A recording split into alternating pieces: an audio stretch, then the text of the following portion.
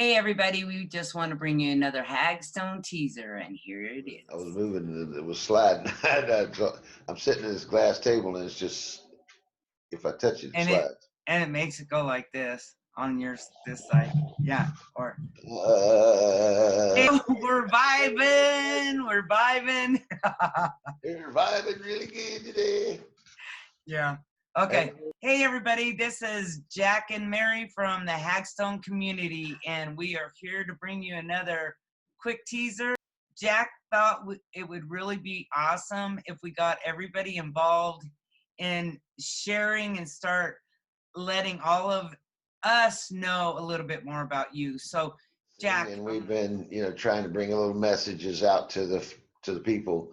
And I think it's time that we try to, attract more people to these calls, but occasionally I think we should have a call maybe once a week or once every 2 weeks or something to start off with and right. introduce ourselves, who we are and what we have to offer and what we really want out of life. And let's start from there because that's it. Your desires, the biggest thing that, isn't that really what life's about? The things you desire, the things you want. Well, I think we're really starting to truly grasp a hold of that thought of what is it that you want rather than what we've been taught to focus on, right? And I think where Jack and I came together was wanting to have a lot of fun, wanting to be able to share what we learn, hear and learn from other people. So with that, we would like to ask you guys a couple of questions. So Jack, what's the first question we want to ask our audience? Well, I'd really like to know if you really are living day to day, knowing what you really want out of life. I mean, really, do you have a desire that you're moving towards, or is there something that you're doing in your life, no matter what it is, even if it's just sitting on your ass doing nothing, as long as you're doing it really well and to your satisfaction, that's okay. But anyway, it doesn't matter. If some people think that you have to live on top of this mountain to be worthy, or you have to live on top of this mountain to be uh, important, or you have to live on top of this mountain to be what some people call somebody. You are somebody. Everybody's somebody. We all have talents. We all are important. Not a single one of us is more important than the other, ever. Now, there may be some people that's more important in their talents, but not as a person. They're no more important than anybody else. And and it's available to everybody who wants it. You don't want what somebody else wants, therefore you don't have what somebody else has. It's just that simple. If you want what somebody has, all you got to do is do what they're doing to get it. And simpleness that we can live a life, if we can take away what we think people should judge us as, if we could take away what we think our self-worth should be, if we would take away what we believe the world to believes what we are by their definition. In other words, I have to do a certain thing to be a certain thing, and that's not true. But so in other words, there's just a lot of simplicity that we could bring to the table that could straighten out a lot of things that people have in their minds because it's not important.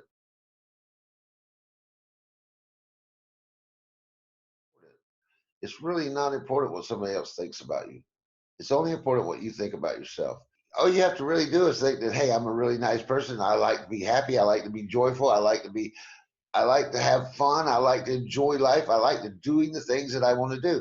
And there's absolutely, positively, 100% nothing wrong with that. And everybody should be living that life. As a matter of fact, my motto was at one point in my life when I was taking coaching classes that I want everybody to live life to their fullest on purpose and be able to manifest all the things that they need to have a good life. Based how you want your life, based on how it feels to you, based on what you want, based on how you feel.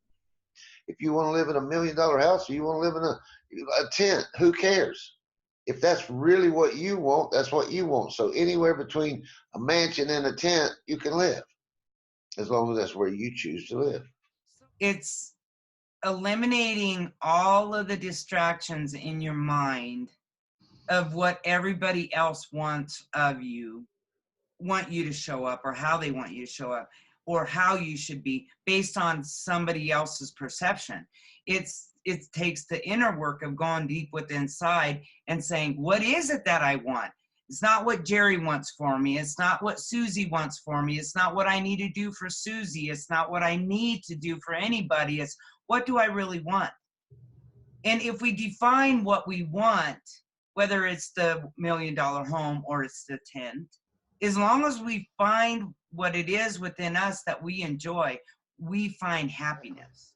In other words, we live in this perception, and we put labels on so many things. I mean, there's a label for everything. And those labels have an inherent connection as we see what they mean to you and the world and other people. In other words, it's just a perception. And so find out how you want to see you. What's your perception of you? Is the house you choose to live in? What do you really want to live in based on your thoughts and your world? And if you can find a way to channel who you really are right into just living your life and understanding that all things are possible, the most important thing to start with is the basics. And that's just learn how to be happy, be joyful, be grateful, be thankful, be kind, be loving, share, and care about who you are to the point to where you can go out and no matter what, you can handle anything people or the world throws at you. Because your focus is on your desires. The focus is on your perception. The focus is on what you're creating. Is that what I'm hearing you say, Jack? Absolutely. And the focus is on the truth. And the truth is, your life is exactly how you choose for it to be or what you think about. And a lot of times we don't even take the time to think about what we want. We just go through life going, oh, well, I got to go to work and I got to do this and I got to make the car payment. I got to make the house payment. I got to do this. Those are all things. But so is, hey, look, I got to have fun. I got to have a good time. I got to look, I got to laugh today. I got to be happy today. I got to work on my mind because this is the tool that brings everything into my world, into my reality. It brings all the things that I have been brought there by this little monitor that I have in my head. There is no out there. It's all right here. And it's there's so many ways to prove it that it's not even questionable anymore because you get what you think about.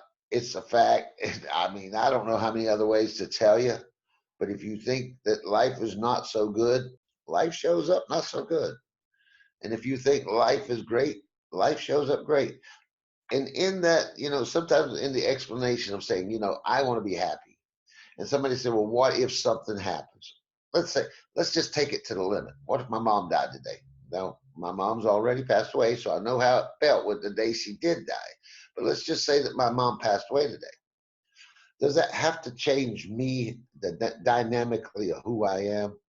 Or does the reality of my mother passing away today and being able to say, wow, and think back of the wonderful memories that we had. Sure, there's going to be some missing there. There's going to be some crying there, and there's going to be some tears there, and all these emotions are going to be there. It's not a surprise that you would act that way. I mean, the human part of us, the beautiful part of us is having that emotion, having that compassion and that love and that caring. It's knowing how to use it for the benefit of you. We've been taught so well to learn how to use it in ways that create things that are not necessarily what we really truly want. So it's identifying the beauty of those emotions for that individual that is now passed or transitioned out of this world. They're still with you, they're just not in body. It's more than how you deal with it that's important. In other words, some people take it really far and some people don't take it far enough.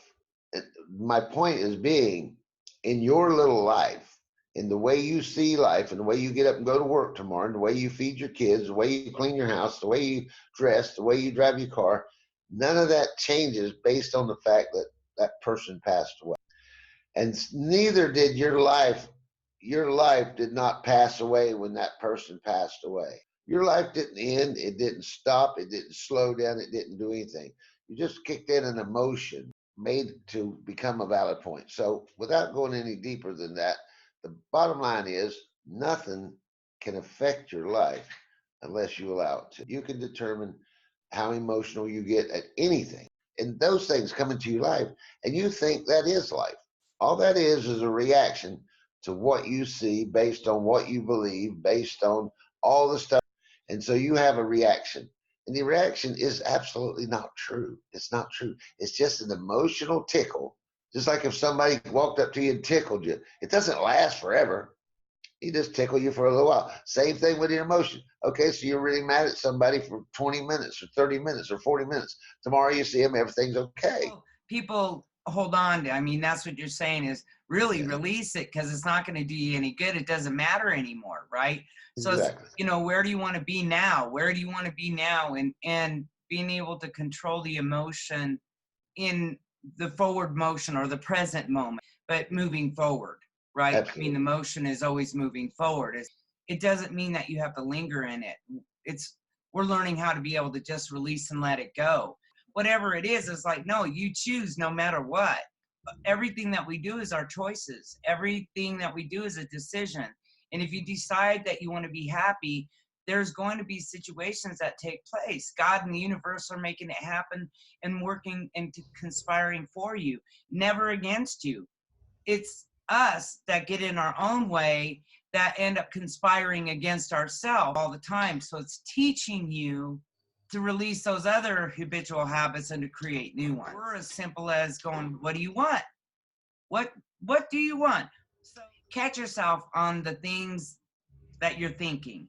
Even if it shows up and it's like, ooh, I didn't want to think that, because the more that you're aware of your thoughts, the more that you're able to direct them in the way that you want to, right? Sure.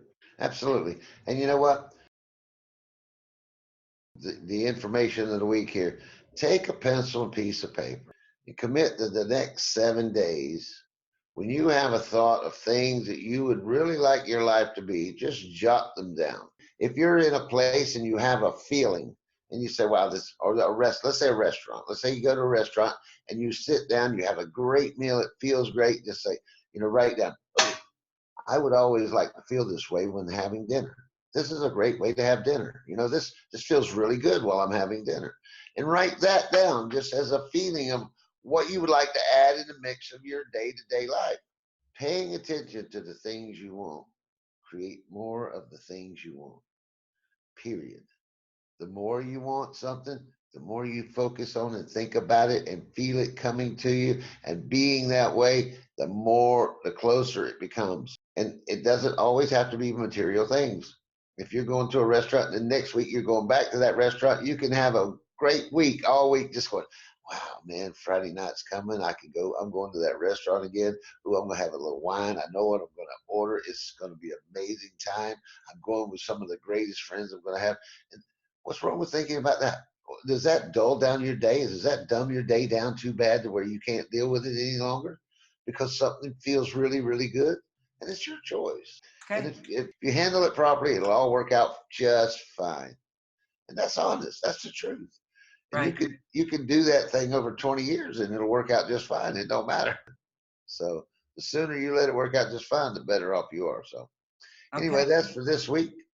Uh, Hope we didn't disturb you mentally too bad today. And we just like to have your thoughts and how you're progressing in life too, because this is where we're at. And hey, we just want to have some fun. Find out who you Yes. are. See if you need anything.